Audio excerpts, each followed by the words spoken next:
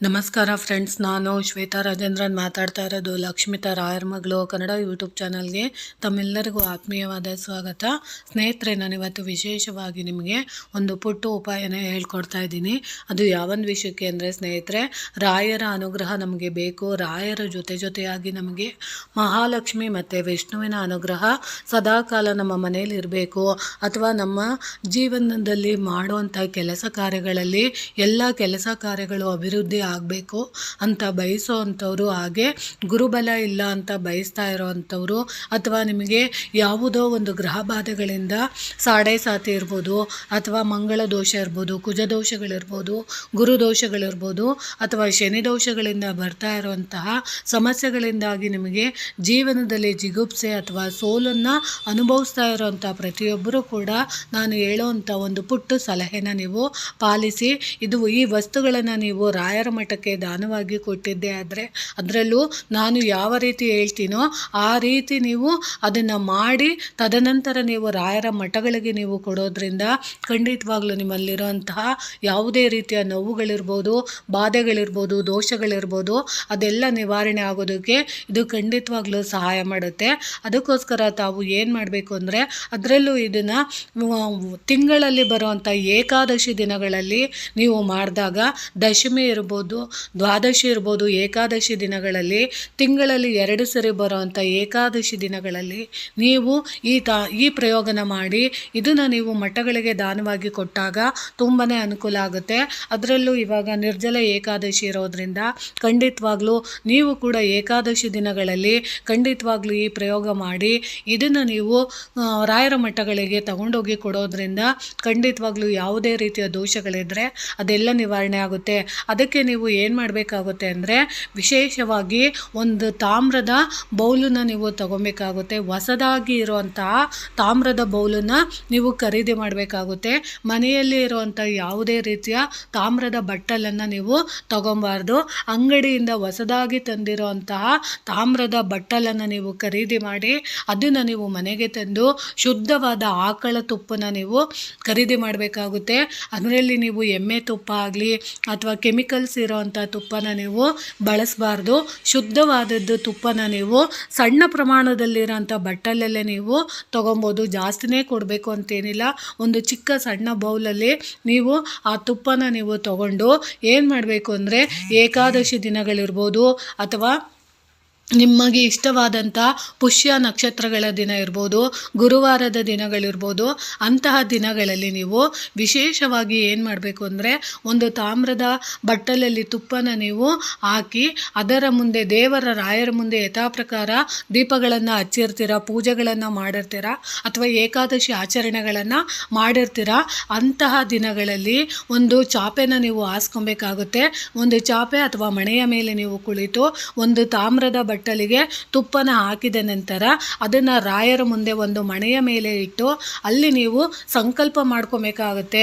ನಿಮ್ಮ ನಕ್ಷತ್ರ, ನಿಮ್ಮ ಗೋತ್ರ, ನಿಮ್ಮ ಸಮಸ್ಯೆಗಳೇನು, ನಿಮ್ಮ ರಾಶಿ ಎಲ್ಲ ಪ್ರತಿಯೊಂದು ನೀವು ಹೇಳ್ಕೊಂಡು ನಿಮಗೆ ಯಾವ ರೀತಿ ಕಷ್ಟ ಇದೆ, ನಿಮಗೆ ಏನು ಆಗಬೇಕು, ರಾಯರಿಂದ ನೀವು ಏನನ್ನು ಅಪೇಕ್ಷೆ ಮಾಡ್ತೀರಾ ಅದನ್ನು ಪ್ರತಿಯೊಂದನ್ನು ನೀವು ತಾಮ್ರದ ಬೌಲಲ್ಲಿರೋಂಥ ತುಪ್ಪದ ಎದುರಿಗೆ ನೀವು ಸಂಕಲ್ಪ ಮಾಡಿಕೊಂಡು ಹೇಳ್ಕೊಂಡಿದ್ದ ನಂತರ ನೀವು ಏನು ಮಾಡಬೇಕು ಅಂದರೆ, ನೀವು ತಂದಿರೋಂಥ ಒಣಗಿದ ತುಳಸಿಯ ಕಡ್ಡಿಗಳನ್ನು ಅದನ್ನು ಸಹ ನೀವು ಆ ತಾಮ್ರದ ಬಟ್ಟಲಿನ ಮೇಲೆ ಅಥವಾ ಪಕ್ಕದಲ್ಲಿ, ಮೇಲೆ ಅಂದರೆ ಆ ಎಲೆಗಳೆಲ್ಲ ಉದುರು ಬಿಡುತ್ತೆ, ಅಥವಾ ಕಡ್ಡಿಗಳಲ್ಲಿ ಆ ಸಿಬ್ರು ಅಂದರೆ ಅವೆಲ್ಲ ಉದುರುತ್ತೆ, ಅದಕ್ಕಿಂತ ಪಕ್ಕದಲ್ಲಿ ಇಟ್ಟು ನೀವು ಅದನ್ನು ಕೂಡ ನೀವು ಸಂಕಲ್ಪ ಮಾಡ್ಕೊಬೇಕು.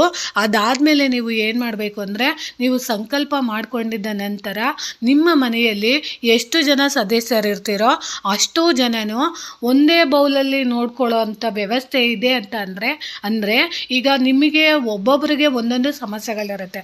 ಈಗ ಅಪ್ಪನಿಗೆ ಒಂದು ಥರ ಸಮಸ್ಯೆ, ಅಮ್ಮನಿಗೆ ಒಂದು ಥರ ಸಮಸ್ಯೆ, ಮಕ್ಕಳಿಗೆ ಇನ್ನೊಂದು ಥರ ಸಮಸ್ಯೆ ಇರುತ್ತೆ.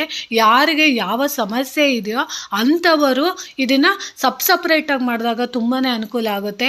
ಇಲ್ಲ ನಮಗೆ ಆ ಥರದ್ದು ಶಕ್ತಿ ಇಲ್ಲ ಅನ್ನೋರು, ಇಲ್ಲ ನಮ್ಮ ಒಟ್ಟು ಕುಟುಂಬದಲ್ಲಿ ನಾವು ಎಲ್ಲರೂ ನಮ್ಮನೆ ಚೆನ್ನಾಗಿರಲಿ ಅಂತ ಬಯಸೋ ಅಂಥವ್ರು ಅದು ಕೂಡ ಮಾಡಿದ್ರೂ ಏನು ಪರವಾಗಿಲ್ಲ.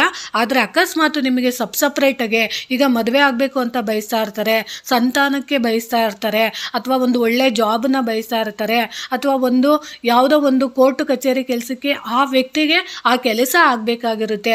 ಅಂಥ ವ್ಯಕ್ತಿಗಳು ಇದನ್ನು ಮಾಡೋ ಅಂಥವ್ರು ಅವರು ಸಪ್ರೇಟಾಗಿ ಇದನ್ನು ಮಾಡ್ಬೋದು. ಇಲ್ಲ ಫ್ಯಾಮಿಲಿಗೋಸ್ಕರ ಅಂದರೆ ಕುಟುಂಬಕ್ಕೋಸ್ಕರ ಮಾಡ್ತೇನೆ ಅನ್ನೋರು ಅವರು ಕೂಡ ಈ ರೀತಿ ಮಾಡ್ಬೋದು. ಅಂದರೆ ಯಾರೇ ಮಾಡಬೇಕು ಅಂದ್ರೂ ಆ ತಾಮ್ರದ ಬಟ್ಟಲಿನಲ್ಲಿ ತುಂಬಿಸಿರೋ ಅಂಥ ತುಪ್ಪನ ನೀವು ಮೊದಲಿಗೆ ಏನು ಮಾಡಬೇಕು ಅಂದರೆ, ಮೊದಲಿಗೆ ಚೆನ್ನಾಗಿ ಅಂಗಡಿಯಿಂದ ತಂದಂಥ ತುಪ್ಪನ ನೀವು ಚೆನ್ನಾಗಿ ಕಾಯಿಸಿ ಇಟ್ಕೊಂಡಿರಬೇಕು. ಒಂದು ಬಟ್ಟಲಿಗೆ ನೀವು ಸುರಿಯೋದಕ್ಕಿಂತ ಮುಂಚೆ ಹಂಗೆ ಸುರಿಬಾರ್ದು. ಯಾವುದೇ ಕಾರಣಕ್ಕೂ ಕಾಯಿಸಿಲ್ದಿರೋ ಅಂಥ ತುಪ್ಪನ ನೀವು ದೇವರ ಪೂಜೆಗೆ ಅಥವಾ ರಾಯರ ಯತಿಗಳಿಗೆ ನೀವು ಅದನ್ನು ಸಮರ್ಪಣೆ ಮಾಡಬಾರ್ದು. ಅದನ್ನು ನೀವು ಯತಿಗಳಿಗೆ ಸಮರ್ಪಣೆ ಮಾಡುವಂತಹ ತುಪ್ಪನ ನೀವು ಚೆನ್ನಾಗಿ ಕಾಯಿಸಿ, ಅಂದರೆ ಹೊಸ ಬಟ್ಟಲಲ್ಲೇ ಕಾಯಿಸೋ ಅಂಥದ್ದನ್ನು ನೀವು ಮಾಡಬಾರ್ದು. ಒಂದು ನಿಮ್ಮ ಮನೆಯಲ್ಲಿರೋ ಅಂತಹ ಯಾವುದಾದ್ರೂ ಒಂದು ತುಪ್ಪ ಕಾಯಿಸೋ ಅಂತಹ ಬಟ್ಟಲಲ್ಲೋ ಅಥವಾ ಪಾತ್ರೆಗಳಲ್ಲೋ ನೀವು ಕಾಯಿಸಿ ಅದನ್ನು ನೀವು ಹೊಸ ಬಟ್ಟಲಿಗೆ ನೀವು ಆ ತುಪ್ಪನ ನೀವು ಸುರಿದು ಅದಾದ ನಂತರ ನೀವು ಸಂಕಲ್ಪ ಮಾಡ್ಕೋಬೇಕಾಗುತ್ತೆ. ಸಂಕಲ್ಪ ಮಾಡಿದ ನಂತರ ನಿಮಗೆ ಯಾರಿಗೆ ಸಮಸ್ಯೆ ಇದೆ ಅಂಥವರು ಅಥವಾ ಯಾವ ಕುಟುಂಬದಲ್ಲಿ ಮಾಡ್ತಾ ಇದ್ದೀರೋ ಅಂಥ ಸದಸ್ಯರು ಆ ಕಾಯಿಸಿದಂತಹ ತುಪ್ಪನ ನೀವು ದೇವರ ಸಂಕಲ್ಪದ ಮುಂದೆ, ಅಂದರೆ ಮಣೆಯ ಮೇಲೆ ಇಟ್ಟಿರೋಂಥ ತಾಮ್ರದ ಬೌಲಲ್ಲಿ ಹಾಕಿರೋಂಥ ತುಪ್ಪದ ಬಟ್ಟಲಲ್ಲಿ ಹಿಡ್ಕೊಂಡು ನಿಮಗೆ ಯಾವ ರೀತಿ ಸಮಸ್ಯೆ ಇದೆಯೋ ಎಲ್ಲ ಹೇಳ್ಕೊಂಡಿದ ನಂತರ ಆ ತುಪ್ಪದ ಅಲ್ಲಿ ನೀವು ನಿಮ್ಮ ಮುಖಗಳನ್ನು ನೀವು ನೋಡ್ಕೊಬೇಕಾಗುತ್ತೆ. ಅಂದರೆ ಮದುವೆ ಆಗ್ತಿಲ್ಲ ಅಂತ ಅಂದ್ಕೊಳ್ಳಿ, ಆ ಹುಡುಗ ಆ ತುಪ್ಪನ ನೋಡಬೇಕಾಗುತ್ತೆ. ತುಪ್ಪದಲ್ಲಿ ತಮ್ಮ ಪ್ರತಿಬಿಂಬನ ತಾವು ನೋಡ್ಕೊಳ್ಳೋ ಅಂಥದ್ದು, ಹುಡುಗಿ ಆಗಿರ್ಬೋದು ಅಥವಾ ಮಕ್ಕಳಾಗ್ತಿಲ್ಲ ಅಂತ ಅಂದ್ಕೊಂಡಿರೋ ಅಂಥ ತಾಯಿ ಇರ್ಬೋದು, ತಂದೆ ಇರ್ಬೋದು, ಅಂಥವರು ಒಳ್ಳೆ ಕೆಲಸ ಸಿಗ್ತಾ ಇಲ್ಲ ಅಂತ ಅಂದ್ಕೊಳ್ಳೋರು ಆ ತುಪ್ಪದ ಬೌಲಲ್ಲಿ ಮುಖನ ನೋಡಿಕೊಂಡು ತದನಂತರ ನೀವು ಆ ತಾಮ್ರದ ಬೌಲಲ್ಲಿ ನೀವು ಕೈಯಲ್ಲಿ ಹಿಡ್ಕೊಂಡು ಸುಡ್ತಾ ಇರುತ್ತೆ, ಸ್ವಲ್ಪ ಆರಲಿ. ಅದಾದ ನಂತರ ನೀವು ರಾಯರ ಅಷ್ಟೋತ್ತರ ನಾಮಾವಳಿಗಳನ್ನು ನೀವು ಆ ತುಪ್ಪದ ಬೌಲ್ನ ಹಿಡ್ಕೊಂಡು ನೀವು ಹೇಳ್ಕೊಬೇಕಾಗುತ್ತೆ. ರಾಘವೇಂದ್ರ ಸ್ವಾಮಿಗಳ ಅಷ್ಟೋತ್ತರ ನಾಮಾವಳಿಗಳನ್ನು ಹೇಳ್ಕೊಂಡು, ಅಥವಾ ತುಳಸಿ ಕಡ್ಡಿಗಳಿರುತ್ತಲ್ಲ, ಒಣಗಿದಂಥ ತುಳಸಿ ಕಡ್ಡಿಗಳನ್ನು, ಕಾಂಡನ ಒಂದು ಕಟ್ಟಿರುತ್ತಲ್ಲ, ಆ ಕಟ್ಟನ್ನು ನೀವು ಕೈಯಲ್ಲಿ ಹಿಡ್ಕೊಂಡು ನೀವು ಸಂಕಲ್ಪ ಮಾಡಿಕೊಂಡು ರಾಯರ ಅಷ್ಟೋತ್ತರಗಳನ್ನು ನಾಮಾವಳಿಗಳನ್ನು ನೀವು ಹೇಳ್ಕೊಂಡು ತದನಂತರ ನೀವು ಅದನ್ನು ನೀವು ಯಾವುದಾದರೂ ರಾಯರ ಮಠಗಳಿಗೆ ನೀವು ಅದನ್ನು ತಗೊಂಡೋಗಿ ಕೊಡೋದ್ರಿಂದ ನಿಮ್ಮಲ್ಲಿರುವಂಥ ಯಾವುದೇ ರೀತಿಯ ದೋಷಗಳಿರ್ಬೋದು, ಗುರುಬಾಧೆಗಳಿಂದ ಬರ್ತಾ ಇರೋಂಥ ಸಂಕಟಗಳಿರ್ಬೋದು ಅದೆಲ್ಲ ನಿವಾರಣೆ ಆಗುತ್ತೆ. ಶನಿಯಿಂದ ಬರ್ತಾ ಇರೋಂಥ ಸಮಸ್ಯೆಗಳಿರ್ಬೋದು, ಮಂಗಳ ದೋಷಗಳಿರ್ಬೋದು, ಕುಜದೋಷಗಳಿರ್ಬೋದು, ಅದೆಲ್ಲ ನಿವಾರಣೆ ಆಗೋದಕ್ಕೆ ಖಂಡಿತವಾಗ್ಲೂ ಸಹಾಯ ಆಗುತ್ತೆ. ಇನ್ನು ನಮಗೆ ತುಳಸಿ ಕಡ್ಡಿಗಳನ್ನು, ನಾವು ಒಣಗಿದ ತುಳಸಿ ಕಡ್ಡಿಗಳನ್ನು ರಾಯರ ಮಠಗಳಿಗೆ ನಾವು ದಾನವಾಗಿ ಕೊಟ್ಟಾಗ ಲಕ್ಷ್ಮಿಯ ಅನುಗ್ರಹ ಖಂಡಿತವಾಗ್ಲೂ ಆಗುತ್ತೆ. ಯಾಕಂದರೆ ಅವರು ಅದನ್ನು ಹೋಮಗಳಿಗೆ ಉಪಯೋಗಿಸ್ಕೊತಾರೆ, ಪೂಜೆಗಳಿಗೆ ಉಪಯೋಗಿಸ್ಕೊತಾರೆ.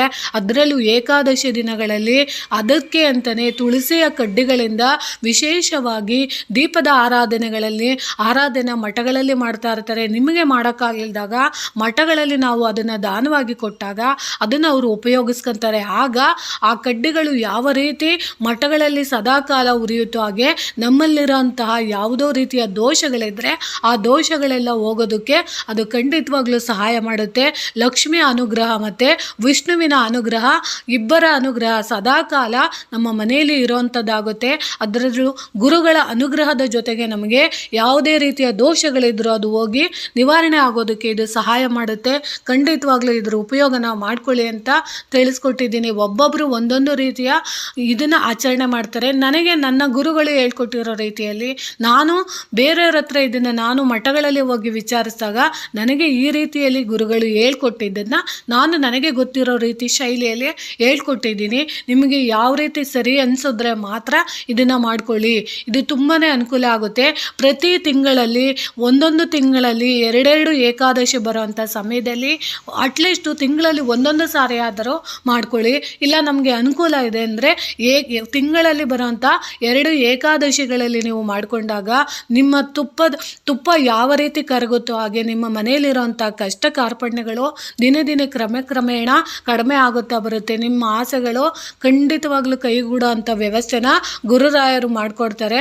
ನಂಬಿಕೆಯಿಂದ ಮಾಡ್ಕೊಳ್ಳಿ. ನಿಮಗೆ ಇಷ್ಟ ಇದ್ದರೆ ಮಾತ್ರ ಮಾಡ್ಕೊಳ್ಳಿ ಅಂತ ತಿಳಿಸ್ತಿದ್ದೀನಿ. ಈ ಮಾಹಿತಿ ಇಷ್ಟ ಆಗಿದೆ ಅನ್ಕೊತೀನಿ. ಪ್ರೀತಿಯ ಧನ್ಯವಾದಗಳು.